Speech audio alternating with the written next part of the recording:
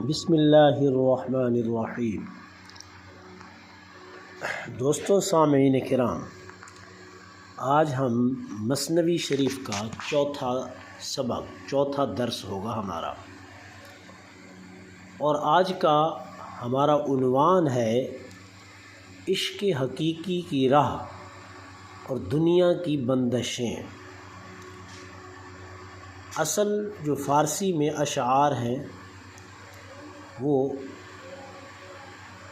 آپ سماعت کر لیں۔ در دل انسان یکے حصص خاص، کز خلائق گشت پورا حق سپاس۔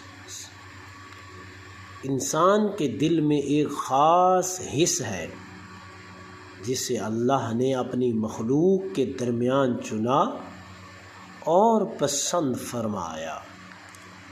مختصر اس کی تشریح یہ ہے کہ انسانی دل میں ایک ایسی معرفت کی روشنی ہے جو عام مخلوق میں نہیں۔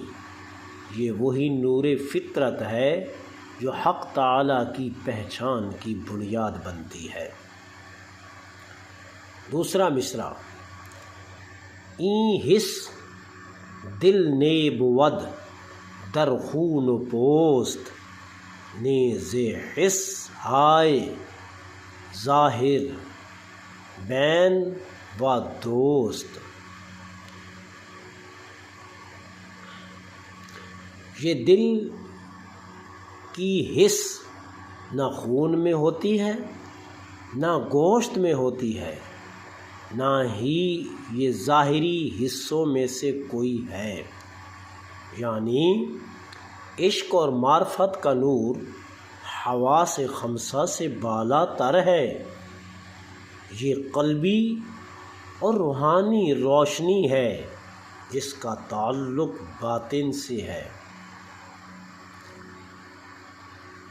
حس باطن چون شود بیدار و گرم، می کشد آدم ز دنیا سوئے شرم۔ جب باطن حس بیدار ہو اور گرم ہو جائے تو انسان کو دنیا سے کھینچ کر شرم و حیا کی طرف لے جاتی ہے۔ یعنی جب دل کا نور جاگتا ہے تو دنیا کی چمک و دھمک ہیچ محسوس ہونے لگتی ہے اور انسان توبہ اور انکساری کی راہ اختیار کر لیتا ہے۔ چوتھا مصرع، جان ز تن برخاست و شد سوئے وطن، در غم دیدار یار خویشتن۔ روح جسم سے جدا ہو کر اپنے اصل وطن کی طرف جاتی ہے اور اپنے محبوب یعنی خالق کے حقیقی کے دیدار کی طلب میں ڈوب جاتی ہے۔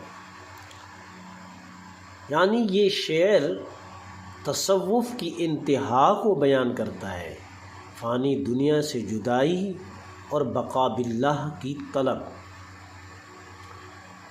بر زمین چون خوشائے گندم افتاد، سوئے بالا شد ز خاکی و راحات۔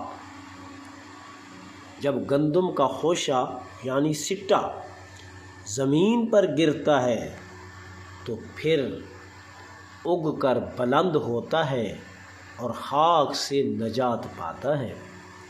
یعنی ایک روحانی استعارہ ہے، انسان کو دنیا کی خاک میں گر کر ہی روحانی بلندی حاصل ہوتی ہے۔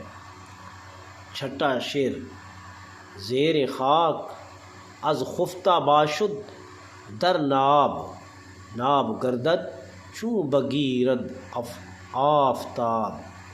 اگر قیمتی موتی خاک میں چھپا ہوا ہو تو سورج کی روشنی سے چمک اٹھتا ہے۔ یعنی باطن کی حقیقت اگرچہ چھپی ہوئی ہوتی ہے، مگر اللہ کا نور جب چمکتا ہے تو وہ حقیقت ظاہر ہو جاتی ہے۔